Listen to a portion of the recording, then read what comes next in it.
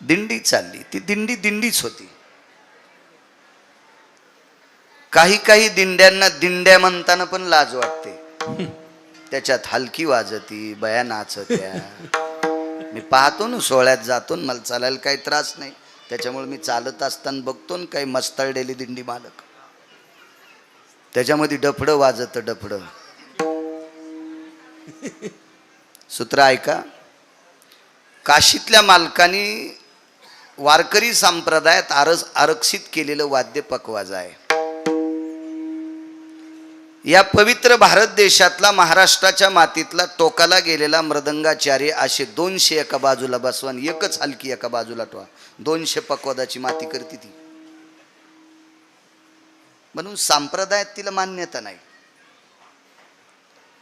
कधी कधी पाहायला त्रास असल्यामुळं मी पुढे पुढे असा चलवतो, कधी मागे कधी बाजूला, तर ते पाहण्यात येतात त्या हलक्या वाजताना. त्या हलक्यावर इतका डान्स बाया सुद्धा करतात.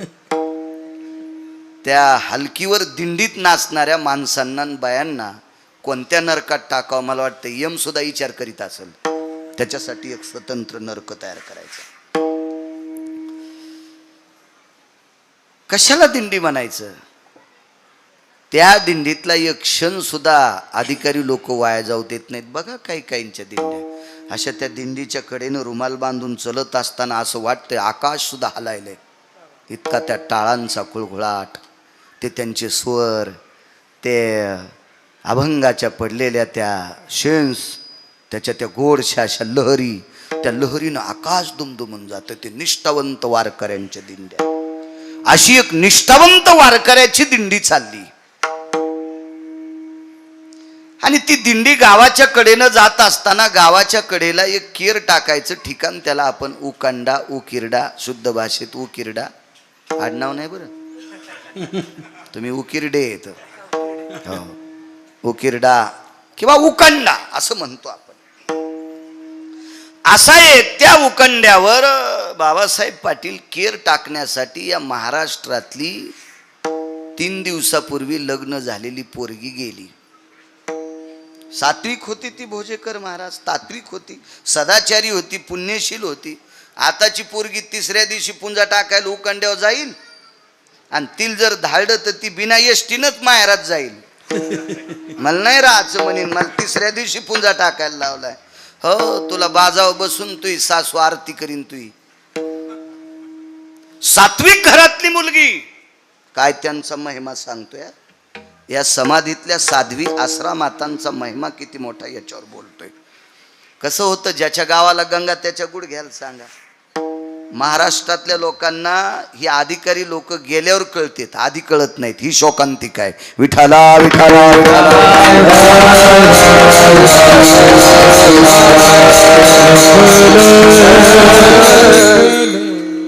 त्या दिवशी त्यांच्याकडे सत्यनारायणाची पूजा होती. आदल्या दिवशी दिवसभर परिसरातल्या देवदेवता, कुलदेवता, स्थापित देवता असतात ना गावाच्या कडेला, या सर्व देवतेची, ग्रामदेवता सगळ्यांची दर्शनं घेतली. आणि दुसऱ्या दिवशी आपल्या भारतीय संस्कृतीनुसार, आपल्या वैदिक संस्कृतीमध्ये सत्यनारायणाची पूजा करत असतात. ती पूजा आटपली. काय भावकीतली 10, 5, 100, 200 माणसं जेवली असतील. जुना काळ आहे तो, फार जुना काळ. तेवढी माणसं जेवली, सगळ्यांची पात्र उचलली, एका टोपल्यात टाकली, त्याच्या 2-3 खेपा उकिरड्यावर केल्या, अंगण झाडलं. 3, 3:30, 4 वाजता. त्यावेळेला उन्हाळ्याचे दिवस होती. घरात अशी बाकीची सगळी आराम करत होती. जोडणी असेल, माळदाचं घर असेल. आणि ती 3, 3:30, 4 वाजता तिनं शेवटचा कचरा टोपल्यात भरला आणि ते उकंड्यावर टाकायला गेली. तेवढ्या अवकाशात समोरून दिंडी जात होती. जय जय रामकृष्ण हरी, जय जय रामकृष्ण हरी, जय जय रामकृष्ण हरी. दिंडी चालली. महाराज, ज्या घरामध्ये बाळकडू पाजलेलं आहे त्या घरातली कन्या होती ती. तिनं मागचा पुढचा कसल्याही प्रकारचा एका तिळाचा विचार न करता टोपलं उकंड्यातच ठेवलं आणि ती तशीच दिंडीत गेली. नवीन लग्न झालेलं, गळ्यात 5-10 तोळे दागिने, मोठ्या घरची होती ती. माहेरही श्रीमंत, सासरही श्रीमंत. 5-10 तोळे तशा काळात दागिने गळ्यामध्ये. सुंदरशी कपाळावर कुंकवाची चिरी, डोक्यावर पदर घेतला होता. तिच्या साडीला होता ना पदर होता तिच्या साडीला, म्हणून तिने डोक्यावर घेतलेला होता तो पदर. आणि अशी भारतीय संस्कृतीतली गजगामिनी म्हणायचं तिला, गजगामिनी. अशा वैभवात ती चालत होती, वैभवात वैभवात. बाकीच्या बायका पाहत होत्या. एका बाईने विचारलं, कोण नाही बा, मोठ्या घरची बाई, आपण कशाला विचारायचं. माणसं आदरयुक्त भीती ठेवत होते, आदरयुक्त भीती. आदरयुक्त भीती कशाला म्हणायचं, मालकाच्या समोर बिडी वडायची नाही, बिड्या सोडीत नाही, पण मालकाच्या पुढे वडीत नाही. हो, मालकाच्या पुढे तंबाखू खायची नाही. माझ्या लहानपणी बरेच गडी मालक पुढून आल्यावर तंबाखू खाली सोडून देत होते. आता चांगली चांगली माणसं चालू भजनात तंबाखू घोंगडी. ही प्रगती आहे परमार्थाची, ही आपल्या मराठवाड्यातली प्रगती आहे. ही ही ही गोडवा आहे आपल्या संस्कृतीतला. काय विटेवरच्या मालकानं आपल्यावर कृपा करावी. विठाला विठाला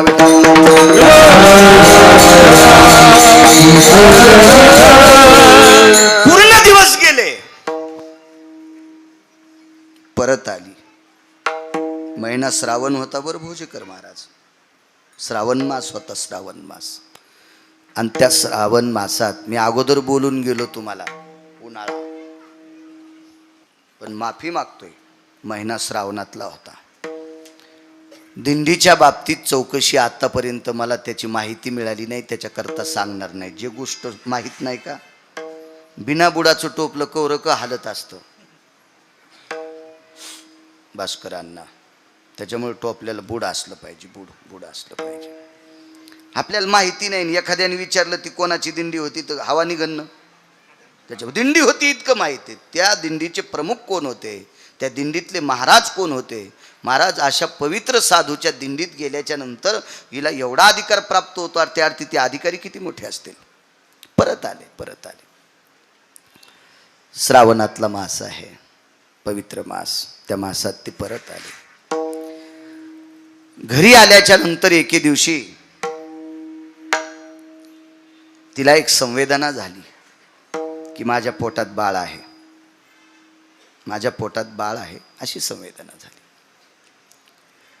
तिने विचार केला, आपण जर सासरच्या लोकांना सांगितलं तर आपल्याला ठेवत नाही, आपल्याला काढून देणार आहेत. आणि माहेरातल्या आईला आणि बाबाला सांगितलं तर ते इतका त्याग करतील की याच्यानंतर आम्हाला तुझं तोंड दाखवू नकोस. आचरणात वागणारी लोक होती ना, चारित्र्य सांभाळणारी लोक होती ती. या विश्वात सर्वात मोठी किंमत कशाला असेल तर चारित्र्याला. गेलेले पैसे पुन्हा कमीता येतील, काबाड कष्ट केले ना तर पैसे मिळवता येतील, पण चारित्र्य ज्याचं संपलं, चंद्र सूर्य येतोपर्यंत पुन्हा त्याचं नाव त्या हिशोबात घेतल्या जात नाही. म्हणून सर्वात मोठी किंमत कशाला असेल तर भारतीय संस्कृतीमध्ये आचरणाला आहे, चारित्र्याला. विठाला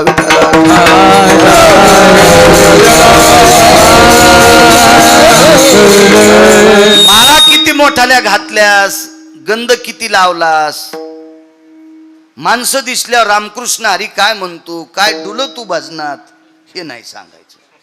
आचरण तुझं किती गोड आहे हे सांगायचं. तुला पाठांतर किती आहे, तुला गाथा किती पाठ आहे. नाही म्हणला मी उलटी ज्ञानेश्वरी पाठ केली, तर हे सोंबळे आहेस तू.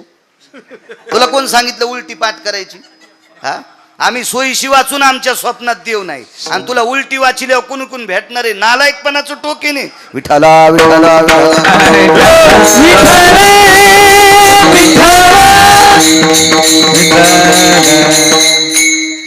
घरी आली, तिचं मन असं खवखव करत होतं. वाढवा थोडस, वाढवा. मन असं खवखव करत होतं. पण तिने विचार केला, उभयंता दोन्ही कुळाला आपण सांगू शकत नाही, सासरी सांगू शकत नाहीत, माहेरी सांगू शकत नाहीत. आपण सांगू फक्त एकालाच शकतो, तो विटेवरचा बाप आहे. सुखही सांगायचं असेल तर त्याला सांगा, दुःखही सांगायचं असेल तर त्याला सांगा, मानही सांगायचं असेल तर त्याला सांगा, आणि अपमानही झाला असेल तर त्याला सांगा. देव सांगू सुख दुःख, क्या बात है? देवा सांगू सुख दुःख, देवा सांगू सुख दुःख,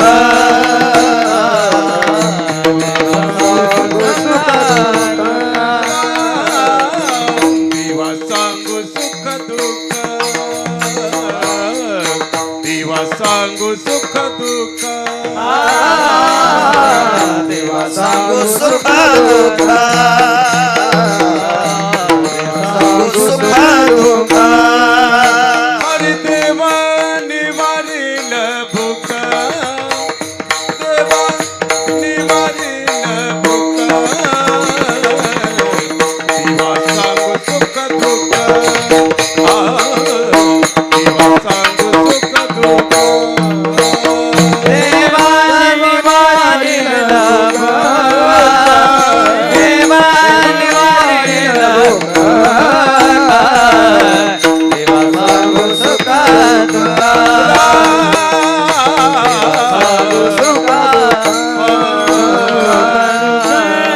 दुःख देवा सांगू सुख दुःख. बर काय होतंय भंगीर यायला तुम्ही दुःख सांगितले होते, रडून ऐकते ना हसून बोंबलच सांगते. एका नळ्यानं ऐकते तर 10 नळ्यानं पेरीत. बरं झालं याचं इचकलं, लय तर करू लागला. बरं झालं देवान नीट केला. असे भंगिरे असते महाराज. ज्याला स्वतःच्या दुःखाची अक्कल नाही ते आराम करायला आपली दुःख कशाला सांगायचे. दुःख फक्त संतांना सांगायचं आणि देवाला सांगायचं, पुन्हा कोणाला दुःख सांगायचं नाही. बाकी दुःख ऐकण्याची क्षमता आहे का नाही, कारण याच्यात डोक्यावर इतकं दुःखाचं गोठोड आहे की मान वाकली. कशाला सांगायची. एक मन होती, उघड्या घरी नागडं गेलं आणि पहाट पस्तोर हिवान मेलं. ज्याच्या अंगावर बोटभर कपडा नाही त्याच्या इथं नागडं गेलं आणि म्हणला कपडा द्या. ते म्हणला मीच मरायलो, तुला कुठून देऊ. मग हे बाकीची अवस्था आपली तुम्ही आम्ही. दुःख ऐकायची ताकद त्यांच्यात आहे, ऐकून दुरुस्त करायची ताकदही त्यांच्यात आहे. म्हणून त्यांनाच सांगायचं, कोणाला नाही सांगायचं. एक जणाला गंडमाळा झाल्या आणि दुसरं त्याच्याकडे गेलं, मला 2 आल्यात. ते म्हणला मला 14 आल्यात. मग ज्याला 14 आल्या अजून नीट होत नाही, तू ह्या 2 कापीन ते आगाव पण आहे. एक जणाला कुरप होते, ते म्हणला 20 वर्ष झालं चालताच येत नाही खड्यात. हो म्हणला मलाही एक कुरूप झालंय. आता तू त्याच्या कशाला सांगायला, त्याच्या पायाला गंडलं झालेत कुरपाचे, तू काय ते नीट करणार आहे. ते हे आपण भरकी माणसं आहेत ना. आपण समुद्रातही सळल्यानं नीट होत नाही तर बुटकं भर पाण्यानं काय आपले दात घासायचे आहे का नाही. म्हणून दुःख सांगायचं असेल तर या लोकांना सांगायचं, साध्वींना सांगायचं, संतांना किंवा देवाला सांगायचं. हुशार मुलगी होती, गर्भाची संवेदना लक्षात आली आणि त्या दिवशी सासूनं पूजा करायला लावलं. पूजा करायला लावलं. भारतीय संस्कृती किती गोड आहे सांगू का. महाराष्ट्राची संस्कृती, आपल्या संस्कृतीमध्ये मुलीला सगळं शिकवल्या जातं आणि मग तिचं लग्न केलं जातं. ती महाराष्ट्राची संस्कृती. अण्णा स्वयंपाक शिकवल्या जातो, पूजापाठ शिकवल्या जातं, आलेल्या पाहुण्यांचा आदर शिकवल्या जातो, स्वच्छता शिकवल्या जाती आणि मग तिचं लग्न केलं जातं. बऱ्याच नवऱ्यांना काही न शिकवता त्या पोरींचे लग्न केलं जातं. म्हणून पैसे तोपर्यंत नवऱ्याला हॉटेलहून डबे सांगतात आणि ज्या दिवशी त्याचे संपले त्या दिवशी माहेरात येतात. ही संस्कृतीच्या बाहेरची क्रिया, अशी क्रिया नाही आपल्याकडं. आपल्याकडं आधी शिकवल्या जातं. तुम्हाला एक माहिती आहे का, आपल्याकडं मुलीला शिकवल्या जातं नवल नाही, आपल्या इथं बैलाला आधी शिकवल्या जातं आणि मग टिपणीला धरल्या जातो. बैल सुद्धा न शिकवता धरलेला बैल कसा तास आणील, किती जू मोडीन, किती फन मोडीन, किती जानुळे मोडीन आणि किती आवता हाणणाऱ्याच्या तोंडातून ने जाते. हे हिशोबात चलत असतो का बैल बिन शिकलेला. म्हणजे आपल्या संस्कृतीत बैलाला सुद्धा शिकवल्या जातं, आपल्या संस्कृतीत घोड्याला सुद्धा शिकवलं जातं. तेव्हा त्याच्यावर बसल्या जाते. हा न शिकवलेल्या घोड्यावर बसल्यावर ते बोरी खालून जाईन, घेईन ना तोंडवर बाडून. म्हणून आपल्याकडं शिकवल्याशिवाय त्या वैचारिक पातळीची लेवल आणल्याशिवाय त्याला हाताळल्या जात नाही. ती आपली भारतीय संस्कृती आणि त्या संस्कृतीत भाजलेली ती मुलगी. म्हणून आपल्याकडं म्हणायचं पोरगा औंधा भाजायचं. बाबा भाजायचं म्हणजे इस्त्यात नाही वांग भाजल्यावानी, भाजायचं म्हणजे लग्न करायचं. काय मार्मिक शब्द होते जुन्या लोकांचे. विठाला विठाला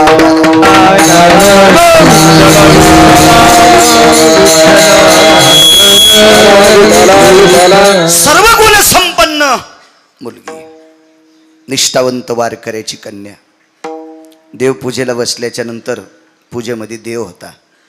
तो देव बापाच्या इथून आणीत असते. आपल्याकडे लग्न झाल्यावर शेवटचा विधी असतो परवर लुटायचा. नवरी नवरदेवाला आपल्या बापाच्या घरी नेती आणि बापाच्या देव्हाऱ्यात पाय पडायला लावती आणि मग पाय पडता पडता ती सांगती हे देव घ्या. ते देव म्हणजे लंगडा देव म्हणजे गोपाल कृष्ण, हे देव घ्या. अशी पद्धत आहे. मग त्यानं तो देव खिशात टाकायचा. ते म्हणला मी घेत नाही. मग ती म्हणली मी संग येत नाही. घ्यावा लागतो का नाही तो देवा तो देव. तिकून आणलेल्या देवाचा सत्यनारायण करीत असते. तर हो मी केलं 27 वर्ष. हो ना. आणि मग तो देव खिशात घेतला. तो देव, त्या देवाची ती पूजा करीत होती. कोणी नाही मागच्या देवघरात, एकटीच आहे. बाजूला कोपऱ्यात एक जातं होतं भोजेकर बाबा. त्या जात्यावर एक दगड असतो गोल, खुंटा ठोकायचा.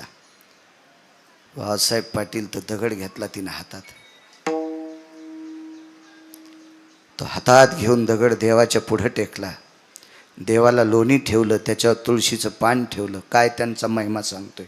तुळशीचं पान लोण्यावर ठेवलं आणि गोपाल कृष्णाला प्रणाम केला.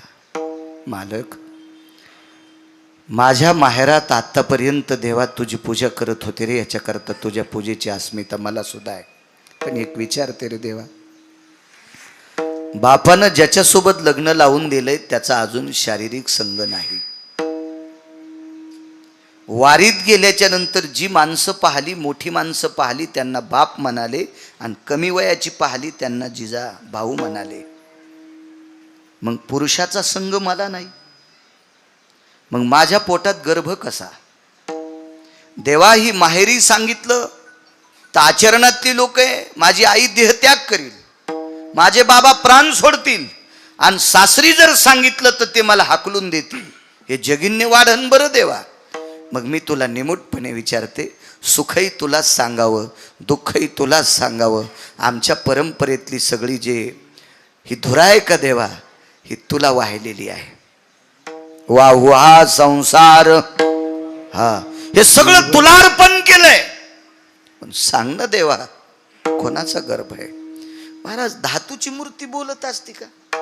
तांब्या पितळाचा असेल ते फार केला तर चांदीचा रंगनाथ असेल. लय श्रीमंत असेल भोजेकर बुवा, सोन्याचा असेल रंगनाथ मूर्ती. पण धातूची चिन कैलास बुवा ती कशी बोलल होती? त्या धातूच्या मूर्तीच्या हातात एक लोण्याचा गोळा आहे. पण तो गोळा कशाचा आहे? धातूचाच आहे. आणि हिच्या हातात दगडाचा गोळा आहे. देवाला सांगितलं, देवा सांग रे परमेश्वरा, सांग सांग गर्भ कोणाचा आहे? बोलत नव्हती मूर्ती. त्या रंगनाथाला, त्या गोपालकृष्णाला, त्या पंढरीतल्या मालकाला दह्या दुधानं तिनं स्नान घातलं होतं आणि सांगितलं, देवा मी तुला दह्या दुधानं स्नान घातलं, लोण्याचा तुळशीच्या पानाचा प्रसाद ठेवलाय.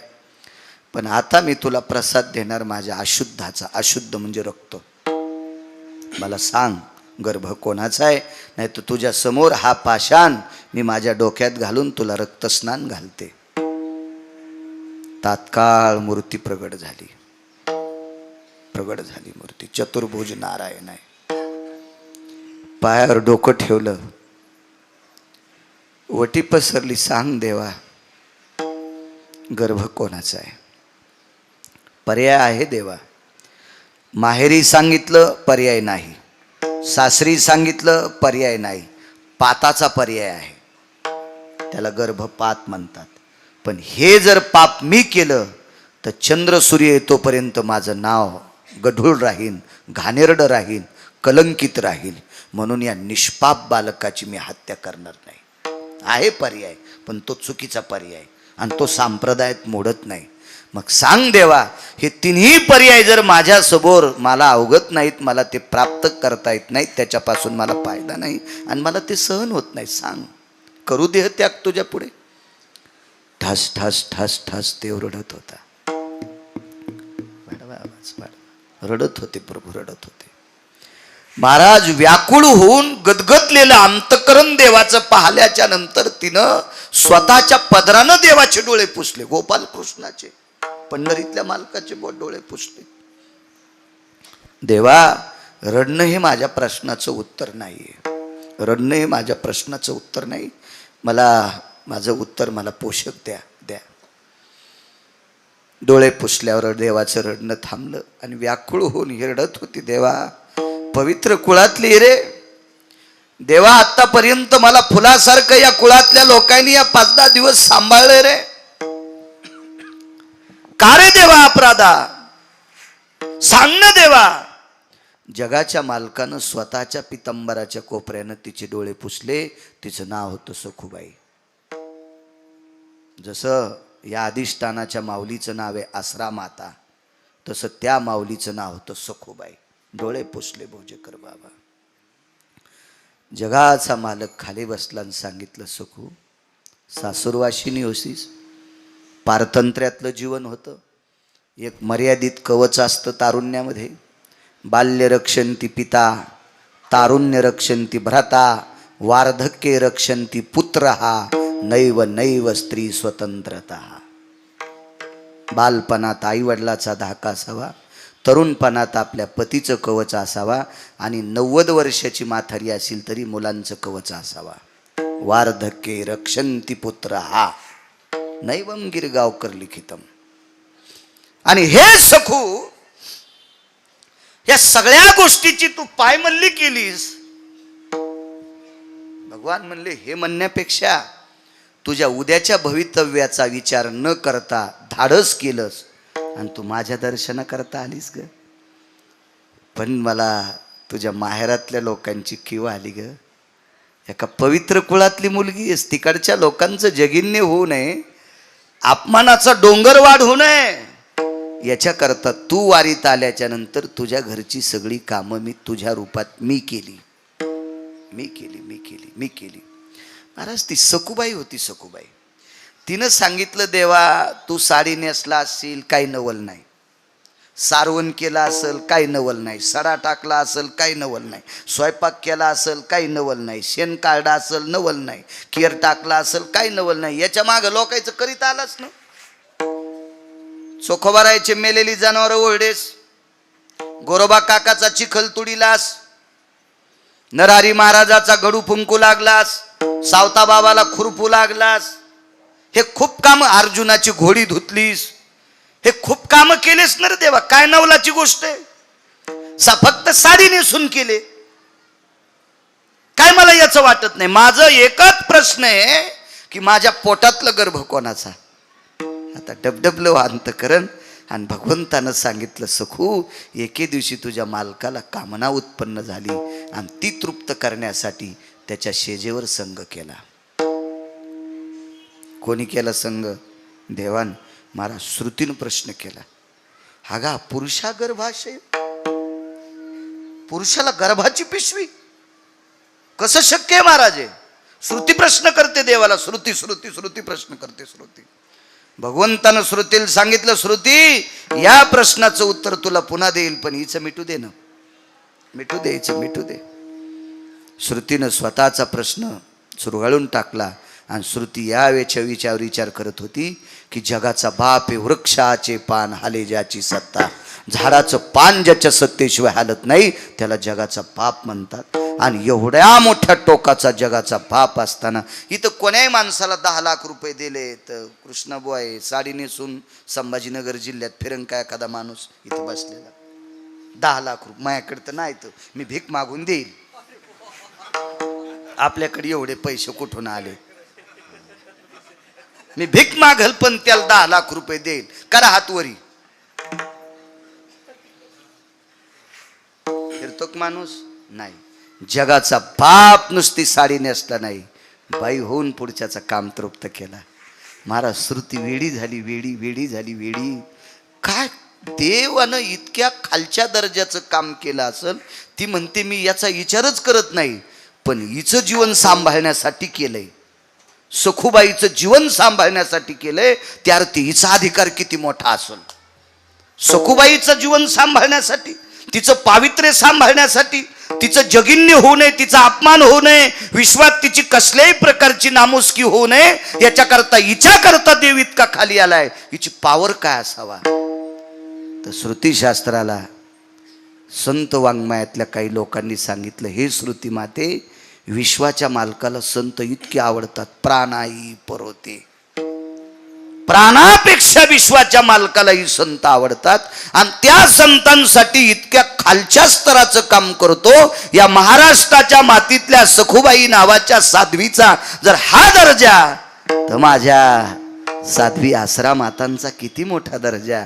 म्हणून मालक पहिल्या कडव्यात म्हणतात, काय त्यांचा महिमा वर्णू वारंवार. काय त्यांचा महिमा वर्णू वारंवार. काय त्यांचा महिमा वर्णू वारंवार. काय त्यांचा महिमा वर्णू वारंवार. काय त्यांचा महिमा वर्णू वारंवार. काय त्यांचा महिमा वर्णू वारंवार. काय त्यांचा महिमा वर्णू वारंवार. काय त्यांचा महिमा वर्णू वारंवार. हरिवंत तोरण, हरिवंत तोरण उमलई. हरिवंत तोरण उमलई.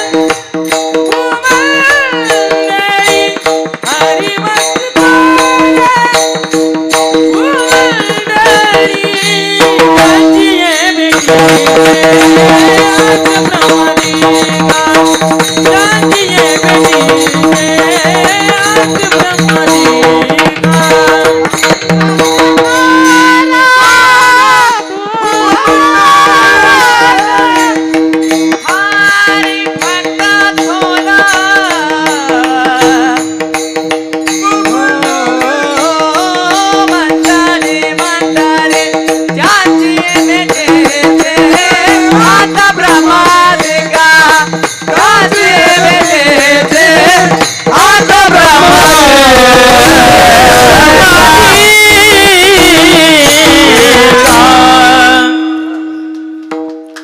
महाराज हा दर्जा आहे, हा साध्वी स्त्रियांचा, त्या मावल्यांचा हा दर्जा आहे. आणि ती पवित्र पूज्य श्री समाधीधन सद्गुरू आसरा मातेंचा अधिष्ठान इथं आहे. काय पूज्यता. जनाबाई नावाच्या साध्वी होऊन गेल्या. वारकरी संप्रदायातलं एक फार मोठं टोक.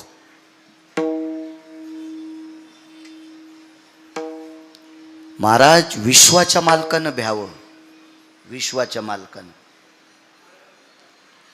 एखाद्या बाईनं भजन येते मग तिनं दिबर म्हण शिवी तू कोणाला. तुला दात राहतेत का खारोड्या खाला तर. चपात्या चगळून खाईन, खारोड्या चगळून खाता येत असतात का. ठोईन का तिचे कोणी दात. ती जगाच्या बापाला शिवी देत होती. तुझी रांड रंडकी झाली जन्म सावित्री चुडेल्याले. तुझे निघाले मडे तुला पाहून काळ रडे. एवढी हिंमत, इतकी ताकद. देवाला शिवी द्यायची. साध्वी जनाबाई.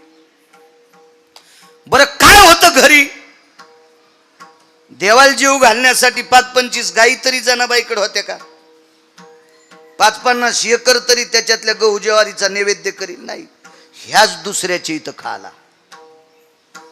नामदेवरायाच्या घरच्या भाकरी खाच्या. दाशी नामयाची मनोनिया.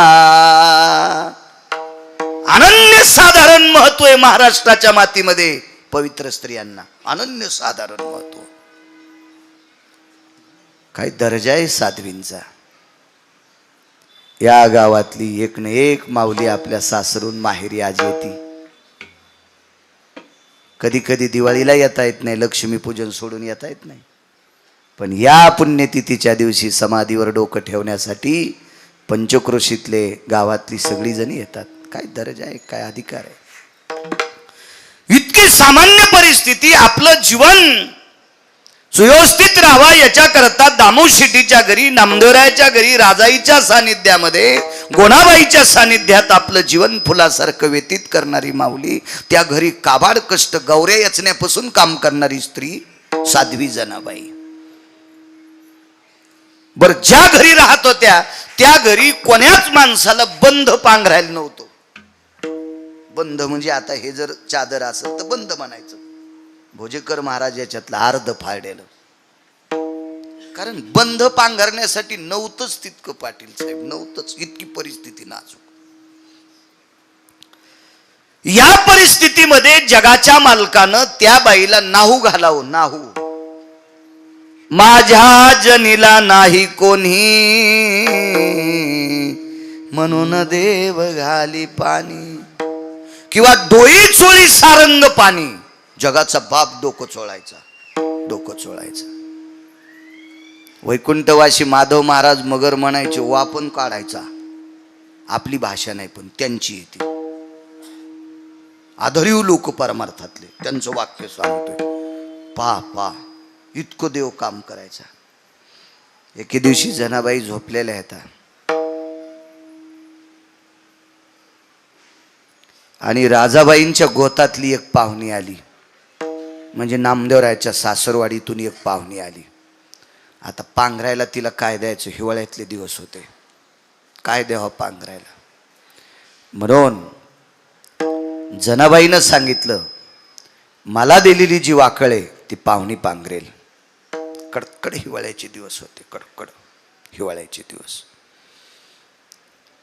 सगळी आपोआपल्या अंगावरची पांघरणं घेऊन झोपलेली आहेत. जनाबाई एकट्या झोपलेल्या आहेत. डोक्याच्या जटा, केस मोकळे केले आणि ते मोकळे केस असे तोंडावरनं पांघरले. साळीचं तनच भरलेली पोताड्याची उशी डोक्याला घेतली आणि त्याच्यावर अंग टाकलं आणि आपले त्या मुक्तावळी केस असे तोंडावर झाकले झोपल्या. महाराज त्याला शेजारती झाली. त्याला कोणाला? जगाच्या बापाला. त्याची शेजारती कशी असेल? मखमली शेज असेल, त्याच्यावर फुलाच्या पाकळ्या असत्याल, त्याच्यावर त्याला मंत्रात झोपायचं. आता स्वामी सुखे निद्रा करा गोपाळा, आपुलाले मनोरथ जातो आपुल्या स्थळा. एवढं फार काय मोठं अंगावरती शाल, नुसतं हे करायचं सगळं. महाराज जगाच्या मालकाला तिथं अशी थंडी भरली. अंगावरचा मखमली ते पांघरण हालू लागलं. गणेश भाऊ हालू लागलं. आईसाहेब बाजूला होत्या. रुक्मिणी आईसाहेब, मालक मी बऱ्याच वेळेस तुम्हाला घाम आल्याला पाहला. पांडवांना लाक्षाग्रहात पेटवलं त्या दिवशी जगाच्या बापाला घाम आलता. अशी काही प्रकरणं पाहिली. पण तुमच्या अंगामध्ये कापरं भरतंय, तुम्हाला थंडी वाजती, तुमच्या अंगावरचं पांघरण हालतंय, हे पहिल्यांदा पाहते. असं का? आजारी आहेत तुम्ही? जाग आली आणि मध्यरात्री सांगितलं, रमा. रमा म्हणजे लक्ष्मी. हे लक्ष्मी, माझ्या जनील थंडी वाजती ग, माझ्या जनील थंडी वाजती, मला जावं लागतंय. आणि अंगावरचं भरजरी पांघरण उचललं आणि जिथं जनाबाई झोपल्यात तिथं अंगावर नेऊन टाकलं. महाराज त्या जनाबाई होत्या. जाग आली, पाय धरले.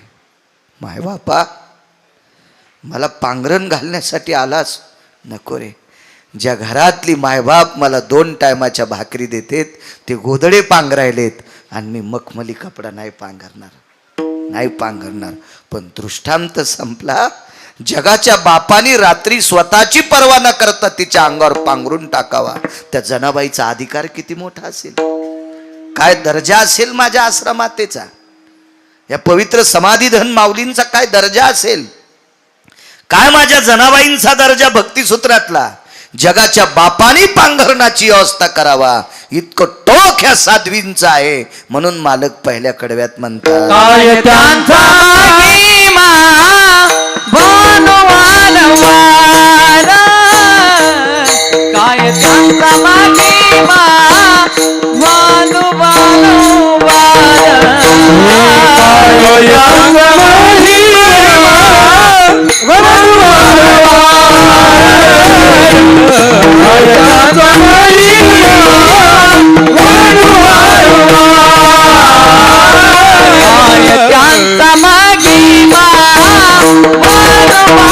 वार.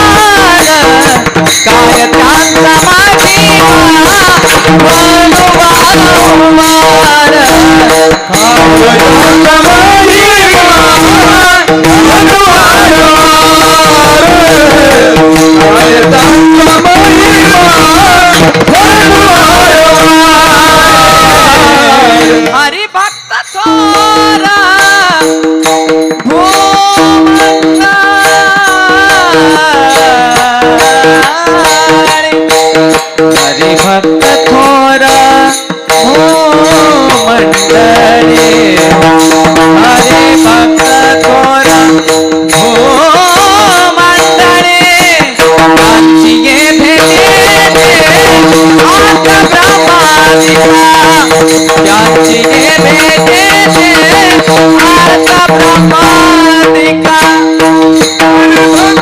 हरी भक्त थोर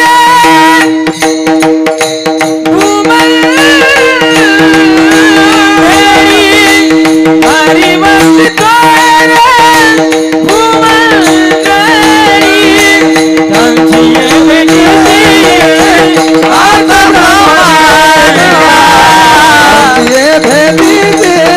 आता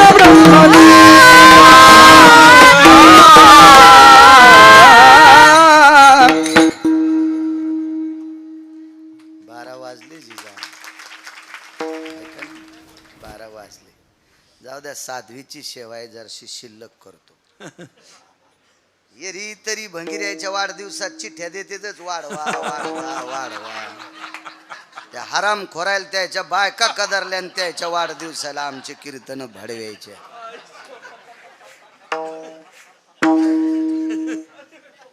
इथं बोललेलं मालकाच्या यादीत जाते. गरीब बाई एक एवढं उदाहरण ऐका, मग काल्याचा अभंग घ्यायचा आपल्याला. विठोबा रुक्माईचं भजन करून मग काल्याचा अभंग, त्याच्यावर 5 मिनिटं बोलून मग प्रसाद वाटू. आणि कधी पण सूत्र लक्षात ठेवायचे. मागे एकदा भागवत लावलं एका माणसाच्या वर्ष श्राद्धाला, आणि वर्ष श्राद्धाला भागवत लावलं. त्याच्या पुण्यतिथीच्या दिवशी काल्याचं कीर्तन ठेवलं. कसं काला करता येईल श्राद्धाच्या दिवशी? माणसाच्या श्राद्धाला काला करता येत नाही. का? कारण त्याची लायकी नाही म्हणून. आणि संतांच्या पुण्यतिथीच्या दिवशी का देव काला स्वीकारित नाही. ते म्हणतो माझा मोठेपणा नको, त्यांचा करा. इतका मोठा फरक आहे. फरक आहे एवढा फरक. हा, इथं देव नको म्हणते आणि तिथं त्याची लायकी नसते. म्हणून सूत्र असतात काही काही, त्याचं एक रचना करून केलं पाहिजे. अत्यंत गरीब एक स्त्री. तुम्ही या माऊलीचा जर फोटो पाहिला तर अंगावरचं लुगडं किती भारीच आहे तुम्हाला कळलं. तेच एकदम साधं लुगडं, साधं साधं. गळ्यात तुळशीच्या कंठ्या माळी, एकदम साधं साधं व्यक्तिमत्व. महाराज, विश्वाच्या मालकाला हलवायची ताकद. विश्वाच्या मालकाला किती पुण्यतिथी आहे? 46वी पुण्यतिथी. मला सांगा बरं, असा कोण श्रीमंत आहे त्याचं 46 वर्षापासून वर्ष श्राद्ध होतंय? 46 वर्षापासून. आणि जरी झालं ना नाही, उशिरा पाहिलं तुम्हाला. हे आमचे जुनी माणसं आहे. हे नाना झालं, स्वर्गीय तराशे महाराज झालं, विनायक महाराज झालं, हरिभक्तीपरायणे जुने. पहिल्याने इकडे यायचो मी खूप. तेव्हा ऑटो रिक्षात येत होतो मी, 3 चाकाचा ऑटो रिक्षा. पण आजही तसाच आहे. गाडी असू द्या कोणती बी, पण टाचा उचलीतच नाही. हा, टाचा उचलल्या की चांगला चांगला हत्ती पडतो बरं. नाही, टाचा नाही उचलू द्यायचा, पाय सगळा टेकायचा, भीती राहत नाही. विठाला विठाला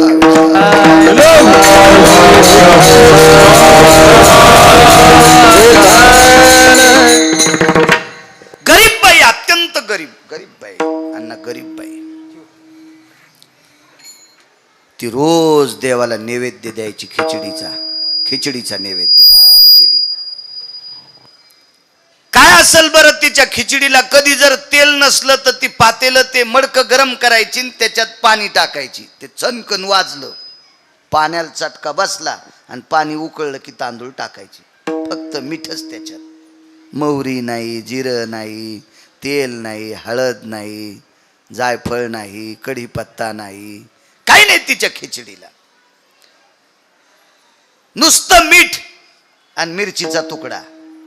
अत्यंत गरीब बाई, अत्यंत गरीब बाई. इतकी गरीब पुढे आहे का, तिला झोपडं जरी असलं तरी त्या झोपड्याला सुद्धा लाकडं मोठी भेटली नव्हती. कारण तिच्या झोपड्यात मधात जाताना बसून जावं लागायचं. बसून भाऊसाहेब महाराज बसून. उभ्यान गेल्यावर थुत्तर फुटन. म्हणजे उभ्या मेढी उंचीनं कमी होत्या. मग आता ते वाशे तरी लांबणीचे कसे जमतील? वाशे नाही कळायचे जिनच्या पॅन्टीवाल्याला. वाशे फक्त जुन्या लोकांना कळतंय. तुम्हाला वाशे कळत नाहीत, वाशे मोजता येतात. विठाला विठाला विठाला. म्हणून जुनी माणसं म्हणायचे काय बचर बचर लोकांचे वाशे मोजायला. वाशे मोजणं म्हणजे दुसऱ्याची निंदा करणं, उकांडे उकरणं. वास त्याला म्हणतात, ते लाकडाचं असतंय. जुन्या लोकांना माहित होतं. पूर्वीच्या काळात ते पत्र गित्र दुर्मिळ होते म्हणून झोपडे करायचे ना. आढं असायचं, त्याला आडू असायचा, उभ्या मेढी असायच्या, वाशे असायचे, खालच्या आखुड्या मेढी असायच्या, कोपऱ्यात मोघळ करायचे, मोघळाला एक मजला करायचे, त्या मजल्यात पेंडी ठेवायचे म्हणजे बैलाचं तोंड पुरुणी टाकल्यावरच खावा अशी शिस्त असायची. राहाल जर कोठे होते तर त्याच्यात सगळ्या वस्तू ठेवायचे मोघळ. आता काय राहाल बंगले आणि आतमध्ये भूत. काय नुसता मोठा वाडा पोकळवासा वारा जाय भासा भासा. नामदेवरायच्या घरी झोपडं होतं पण भजन 14 लोक करीत होते. हा आता काय नाही, आता नुसतं हा एक जणांनी घर बांधलं, वास्तू शांतील माल बोलवलं. घर होतं 1.5 कोटी रुपयाचं. माझ्या लक्षात आली आणि मिस्त्रीत पैसे बुडिलेत. भेताड रडू लागलं ना ते गजा असे असे वक वक करू लागले. म्हणलं यान गजावाल्यात पैसे दिले नाही, खडीवाल्यात दिले नाही, इटावाल्यात दिले नाही, याच्या घरात बसणं म्हणजे मसन वाट्यात बस नाही. आता करता काय बुका लावणार तेच होतं. त्याच्यामुळे मी काही विरोधात गेलो नाही, त्याच्या काय विषय नाही त्याचा. एवढं मोठं घर म्हणलं तुळशी वृंदावन आणि करीत असतीत का? म्हणलं बाप्पा आणि तू हिंदू आहे ना आणि तुळशी भाजी पाहिजे गाजराचीच. परंपरा परंपरा परंपरा. इकडे अलीकडे मंगरुळला बोडखे बाबा नावाची संत होऊन गेले. आसरा मातांसारखे संत, अवलिया संत, फार मोठा इतिहास त्यांचा. नदीच्या कडेला ओढ्याच्या कडेला काही पोरांनी माश्या धरल्या, सरपण जमा केलं, जाळ पेटीला, त्याच्यावर त्या नदीतले मासे भाजले आणि खा म्हणले महाराज. महाराजानं ते मासे असे तोंडात 5-10 टाकले आणि ह्याच पोट्ट्याने गावात येऊन सांगितलं महाराजांनी माशा खाल्ल्या. 5-10 महाराज मासे खाल्ले? हो म्हणले. काय काम म्हणले? गळ्यात तुळशीची माळ. आणि म्हणले मग काय व्हालंय? मग आम्ही उद्यापासून खा. नाही रे मरतान बेटे हो, मासे खाता असतात तुम्ही, तुम्ही वारकरी हो ना, मासे कसे खाता येतील? मग आम्ही तुमच्या पाया पडून वारकरी झालो, तुम्ही कसे खाल्ले? अरे मी खाल्ले नाही रे, हे मारू लागले म्हणून जिते केले. बरं ते भाजले होते, भाजल्यावर जिते राहतात का? भाजलेले मासे तोंडात टाकले. एक जण म्हणला महाराज त्यान भाजले तर मेलतीन ते, तुम्ही जिते कस काय केले? बकेट भर पाणी आणा म्हणले. बकेट भर पाणी आणलं आणि वमन क्रिया केली. उलटी नाही केली पाटील साहेब, उलटी नाही, पूर्ण जठर तोंडातून बाहेर काढलं. पूर्ण अन्नाची पिशवीच बाहेर काढली आणि खळा खळा खळा त्या बकेटभर पाण्यात धुतली आणि ते भाजलेले काळे ठक्कर पडलेले मासे त्या बकेटात पडले की जित्ते झाले. त्यांना भाकरीचा प्रसाद आहे तिथं, आमटीन कण्या भाकरीचा प्रसाद, ज्वारीच्या कण्या. मी खूप दिवसापूर्वी जात होतो कीर्तनाला. ह्याचा एक प्रसाद असतो, ठरलेला प्रसाद असतो, प्रसाद खूप ठिकाणी. इथे जालन्याच्या पुढे एक डाव्या हाताला मोठी संत आहे, तिथं उमराच्या दोड्याची भाजी, उमराच्या दोड्या आणि साधं वरण. वरण शिजून कढईतलं टाकायचं आणि तिथं पाणी वाहतं, ते पाणी त्याच्यात टाकायचं. साधं वरण आणि उमराच्या दोड्याची भाजी. काय हे प्रसाद आहे, साधूचा प्रसाद आहे, प्रसाद आहे. तसा जगन्नाथ प्रभूचा प्रसाद म्हणजे खिचडी. महाराष्ट्र फार टोकाचा आहे. महाराष्ट्र महाराज या लोकांमुळे आपण शाबूत आहेत. धरा या महाराष्ट्राची, या भारत देशाची पृथ्वी शेषाला सहन होत नव्हती म्हणून या संतांनी त्यांच्या तपोबळावर पृथ्वी स्थिर ठेवली. शेष कधीच थकलाय, इतकं पाप झालंय, शेष कधीच थकलाय. आता केवळ जर पृथ्वी शाबूत असेल त्या संत लोकांच्या पुरुषार्थावर आहे, या वारकऱ्यांच्या पुरुषार्थावर आहे, त्यांच्या ताकदीवर आहे. देवाला मोठ्या थाटात घरात नैवेद्य खिचडीचा ठेवला आणि त्या दिवशी 10 सव्वा 10 वाजता राजा गेले, नैवेद्य ठेवला आणि नैवेद्य उघडा करायच्या आधी तोंडाकडे पाहिलं तर देवाच्या तोंडाला खिचडीचे कण लागले होते, भाताचे कण. तर राजानं पुजाऱ्याला सांगितलं, काल देवाला नैवेद्य तोंडाला लावल्यावर तोंड पुसलं नाहीस का तो? पुजाऱ्यानं सांगितलं, मालक नैवेद्य ठेवल्यावर देवाच्या तोंडाला खिचडीचा घास लावला, मखमली कपड्यानं तोंड पुसून घेतलं, तो घास या खिचडीत टाकला, अर्धा आम्ही पुजाऱ्यानं घेतला, अर्ध्यातला अर्धा तुम्हाला द्याला आणि चौथाही भाग भक्ताच्या खिचडीत टाकून सगळ्यांना वाटला. त्याच्यावर रात्री देवाचे शेजेचे मंत्र झाले, देवाला नांग गळ्यातले निर्माल्य काढले, माळा काढल्या, देवाला शेजेवर पोहुडलं, ह्या सगळ्या गोष्टी झाल्या आणि सकाळी देवाला पंचामृतानं स्नान घातलंय, अभिषेक झालाय, मंत्रोच्चार झालाय आणि देवाच्या तोंडाला खिचडीचे कण कस काय? राजान पुजाऱ्याला वेठीच धरलं, दार लावलं आणि मग साक्षात्कार झाला राजाला. संध्याकाळी, राजा तुम्ही नैवेद्य नुसता ठुता, पण या गावातली एक म्हातारी तिची खिचडी देव खातो. राजा म्हणला, आपल्याला तिला बोलवा, आपल्याकडे बोलवा. मग तिला बोलून घेतलं, त्या म्हातारीला बोलवलं, भालदार चोपदार पालखीच पाठिली सोन्याची, पण ती साध्या विचाराची म्हातारी होती, साध्वी भोसले माता सारखी ती माऊली होती. ती पालखीत कशाला बसून सोन्याच्या? त्या म्हणल्या, मी पायी चलते. आणि ती म्हातारी काठी टेकीत टेकीत राजाच्या दारात आली. आल्याबरोबर राजाची पत्नी वगैरे, प्रधानाची पत्नी सगळ्या बसल्या. राजाने विचारलं, माय, मोठी माणसं आदरयुक्त बोलतात, ए माय. जी माय बाप. तू खिचडी करते? हो. देवाला नैवेद्य? हो. नुसता नैवेद्य देत नाही, त्यानं खाल्ल्याशिवाय मी खात नाही. राजा म्हणला, आगाऊच का आम्ही? आमच्या इथं सरपण टाकायला सोन्याची चूल. आता सरपण सोन्याचं नसतंय, असतं तर ते पण केलं असतं राजाने. सरपण कसं सोन्याचं करता येईल? चूल सोन्याची, भांडे सोन्याचे, चमचे सोन्याचे, ताट सोन्याचा, नगारा वाजायला सोन्याची टिपरे, नगाऱ्याचं कातड सोन्याचं करता येत नाही, तर ते पण केलं असतं. माणसं काय करतील पैशाच्या जोरावर देव जाणे. सगळं वैभवशाली. आम्ही काय ठुली म्हणून ठुतो, खाल्ली म्हणून खाऊ घालतो आणि आणतो घरी. म्हातारी म्हणली, तशी नाही. मग राणीनं सांगितलं, प्रधानाच्या पत्नीनं सांगितलं, बऱ्यापैकी असे चरचर बोलणारे लोक असतात ना मोठ्या लोकाय पुढं, पण मोठ्याल्या लोकांसोबत राहणाऱ्यानं जरा हिशोबात बोललं पाहिजे. आमच्या इथले एक मोठ्याच्या संग राहून गरीबाला गाचंड्या देत होतं, पण ते मोठं पळड्याव याला लोक नदीला हाणलं, मग त्याला नदीला हाणलं लोकांनी. त्याच्यामुळं मोठ्याच्या संग राहून आपण नाही तरतर केलं पाहिजे. मोठे मोठे असतात ते पळड्याव, आपल्याला कोणी हानीत मग, त्याच्यामुळे नाही. हा हा, या बा बैल म्हातारा झाला की येसन काढून घेत असते, येसनी काढून घ्यायची वेळ येऊ दिली नाही पाहिजे माणसानं. विठाला विठाला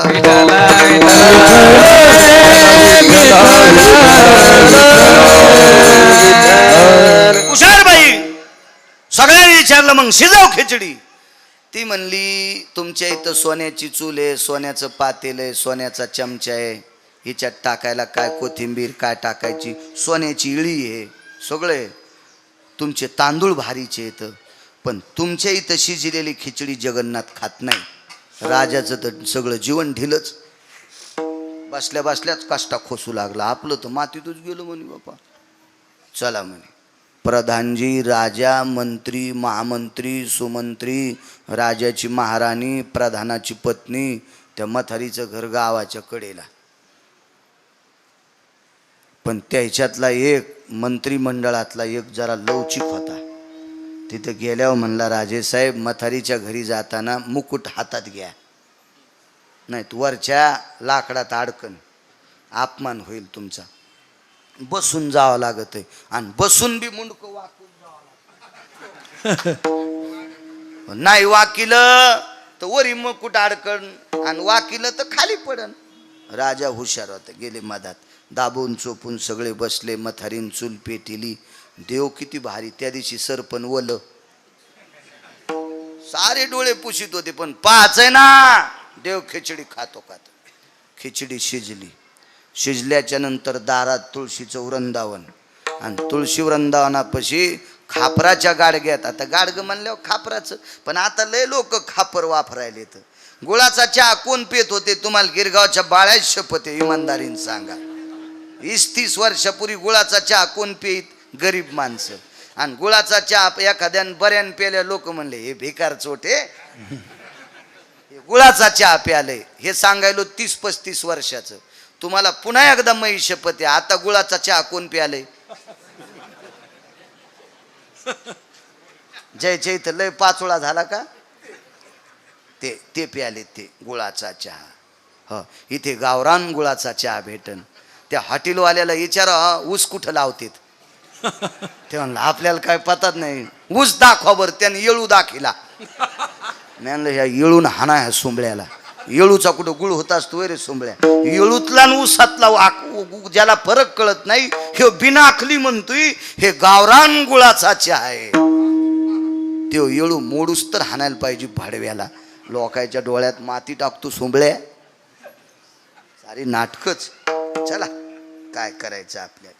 हे पैशावाल्याचा माज उतरण्यासाठी देव असे जन्माला घालतोय. हो, तुळशी वृंदावनापाशी खापराचं परळ होतं, त्याच्यात खिचडी टाकून दिली सगळीच पूर्ण पुसून पासून भोजेकर महाराजजी टाकली ती.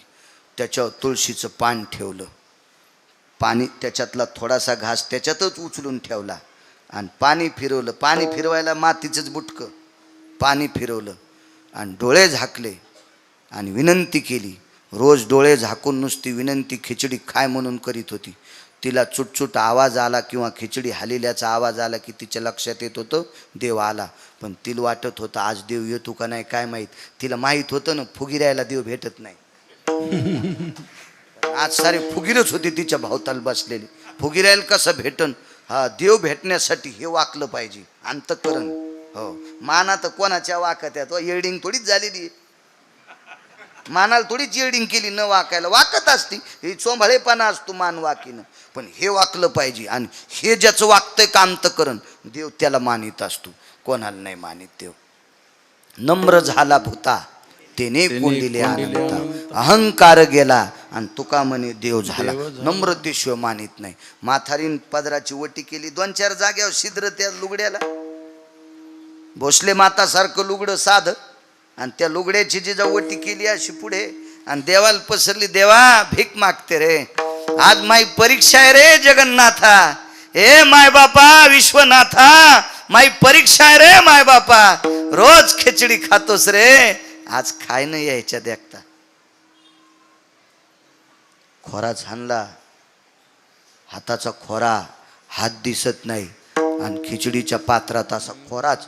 तुपाच्या मोठ्या बरणीत असा कसा खोरा घालते असा खोंगा, तसा खोंगा भर खिचडी घेतली आणि म्हातारीनं दर्शन घेतलं. राजेसाहेब देवान खिचडी खाल्ली. म्हातारीनं जिथं देवाचा हात लागला होता का तितका भाग राजाला देऊन टाकला. राजा धर्मनिरपेक्ष राजा आहेस, तुला देवाचा स्पर्श झालेला प्रसाद देते. ठराविक लोकांना भेटतो. देवाचा स्पर्श झालेला प्रसाद रानोबा नावाच्या वारकऱ्याला भेटला. हे रानोबा नावाचे वारकरी म्हणजे चोखोबरायचे वडील होते. देवान चोखलेला आंबा रानोबाला भेटला. देवाचे दातन ओठ लागलेला तो आंबा पत्नीला दिला. झाल्याला मुलगा नाव ठेवलं चोखोबा. हे ठराविक लोक असतील पात्र सुद्धा. राजाने विचार केला काय म्हातारी, त्याच जागेवर महाल बांधला आणि आज तिथेच स्वयंपाक घरे जगन्नाथाचं आणि तिथून खिचडी करून जगन्नाथाला आजही नेण्याची पद्धत आहे. दृष्टांत संपला. महाराज सोन्याच्या चुलीवर शिजवलेला स्वयंपाक खात नाही, पण एका झोपडीत लहानशा 4.5 फूट उंचीच्या झोपडीत राहणाऱ्या म्हातारीच्या हातची खिचडी खातो. जगन्नाथ तिची खिचडी खातो. ती साध्वी किती अधिकारी असेल तशा माझ्या भोसले माता किती अधिकारी असताल. म्हणून मालक पहिल्या कडव्यात म्हणतात काय त्यांचा महिमा वर्णवारवार, काय त्यांचा महिमा वर्णवारवार, काय त्यांचा महिमा वर्णवारवार, काय त्यांचा वर्णवारवार, काय त्यांचा महिमा वर्णवारवार, काय त्यांचा महिमा वर्णवारवार, काय त्यांचा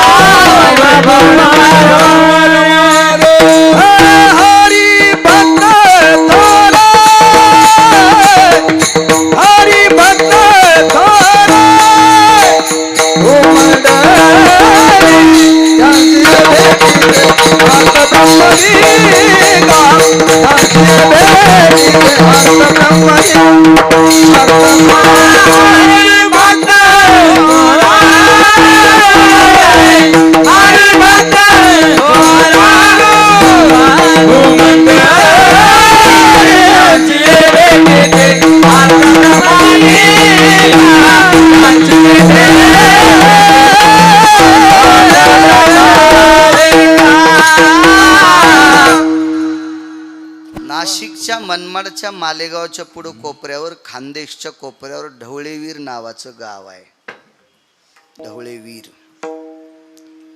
जीवनभर एका साध्वी रुक्मिणीबाई नावाच्या स्त्रीनं ज्ञानेश्वरी वाचिली. त्या जात राहिल्या. त्यांचा अंत्यविधी केला अण्णा. तर अंत्यविधी केल्यावर दुसऱ्या दिवशी राख सावडायला गेले तर दोऱ्यासगट माळ सापडली. दोऱ्यासगट. आज त्या माऊलीच्या माळीची समाधी आहे. अनन्य साधारण महत्व या महाराष्ट्राच्या मातीमध्ये पवित्र स्त्रीला. रयतेचे राजा छत्रपती शिवाजी महाराज याच भारत देशातल्या पवित्र स्त्रीच्या पोटी जन्माला आले. धर्मनिरपेक्ष महाराणा प्रताप याच भारत देशातल्या पवित्र स्त्रीच्या पोटी जन्माला आले. ज्ञानोबाराय, तुकोबाराय, नामदेवराय, चोखोबाराय, नाथबाबा, सावता महाराज, शेना महाराज, गोरोबा काका, निवृत्ती दादा, सोपानदेव हे सगळे याच भारत देशातल्या पवित्र स्त्रीच्या पोटी जन्माला आले. इतकी पवित्र स्त्री, त्यात माझ्या भोसले माता माऊली, त्यांचा हा 46वा पुण्यतिथी सोहळा. त्यांच्या चरणी साष्टांग प्रणिपात करतो आणि माझ्या वाणीला कीर्तनातला मध्यविराम देतो. विठोबा रखुमाई,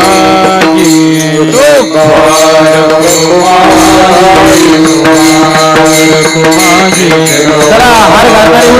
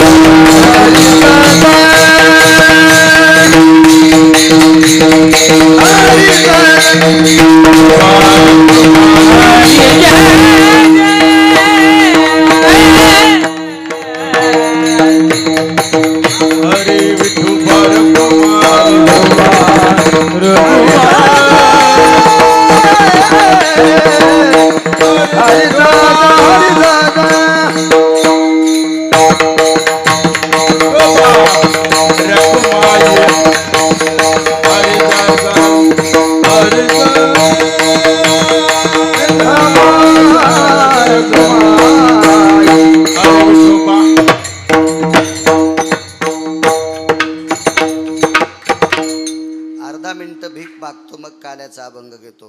नमः शिवाय, ओम नमः शिवाय, हर हर भोले, नमः शिवाय, नमः शिवाय, ओम टाळी टाळी टाळी हातावरी करा हात. नमः शिवाय, नमः शिवाय, ओम नमः शिवाय, हर हर भोले, नमः शिवाय, ओम नमः शिवाय, हर हर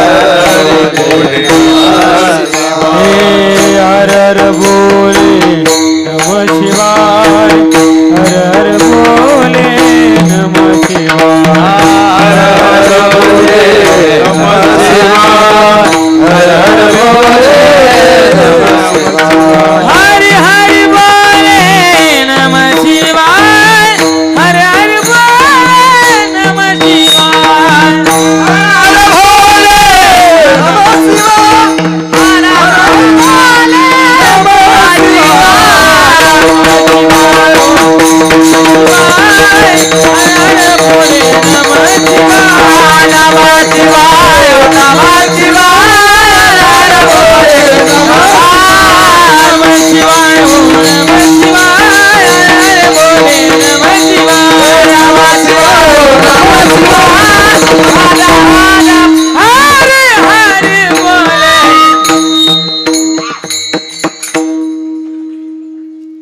श्रद्धेने चालत असलेला हा समाधी उत्सव पुण्यप्रसंग सोहळा साध्वी आसरामाता भोसले त्यांच्या चरणी माझ्या वाणीला विराम देतो.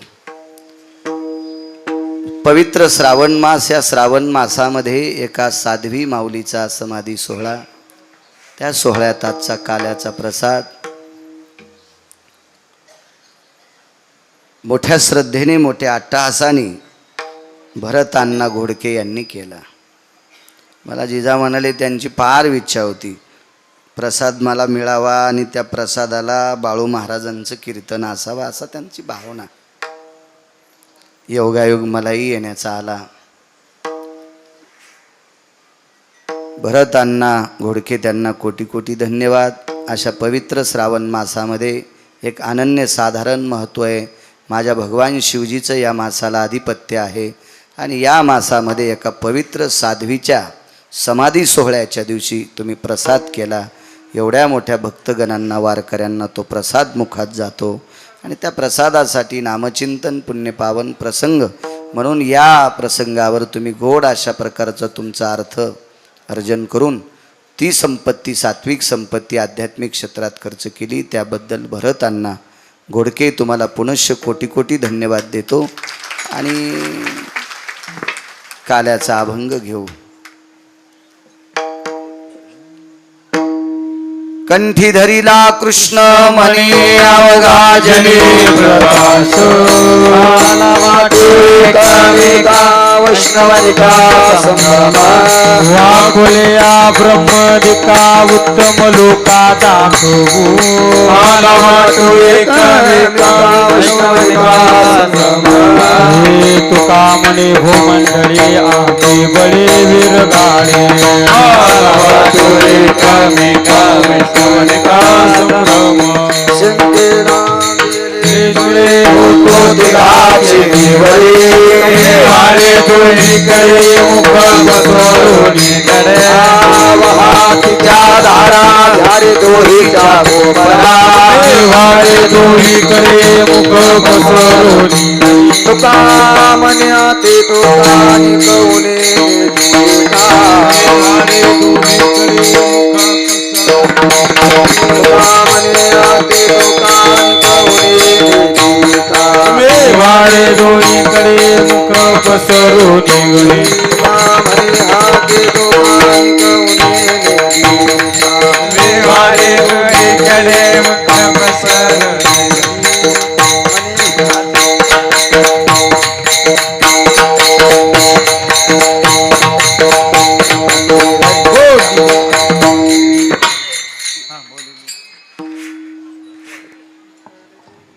ज्ञानदेव ज्ञानेश्वर माऊली, ज्ञानराज माऊली, ज्ञानेश्वर माऊली, विठ्ठल जय जय आ बोली रे पुरे रे माऊली उत्तरी राजमा महाराज नाही उच्चारिला तुका म्हणे ज्ञानेश्वरा बाया राजमा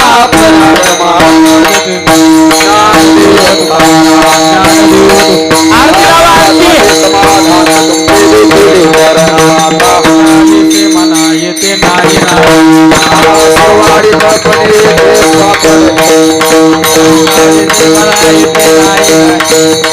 तुका म्हणे भोगीला निवारी करोनी आरती चंद्रमाने पहा पहा ओ सकाळ पुण्यवंत तुम्ही गावा हे तारे उभा साने प्रेम सप्रेम आरती गोविंदा आरती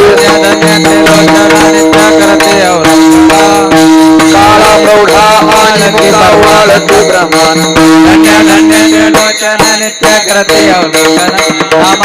नामा म्हणे ते सेवा ते देवी राही योग्य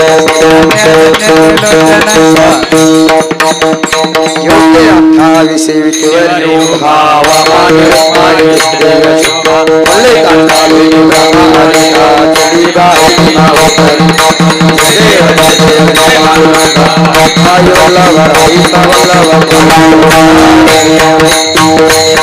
गला कंडे उतटी कासे नामर नसू वसुरा के दरे सर्व मंडप देव देव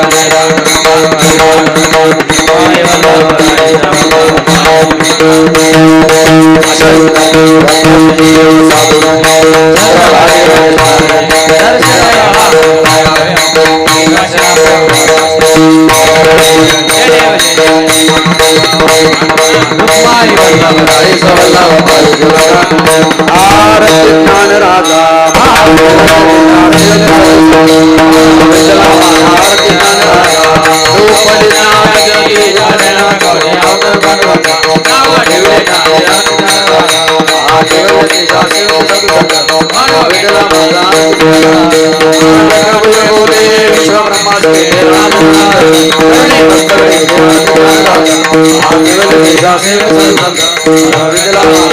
आरती तुकारामा स्वामी सद्गुरु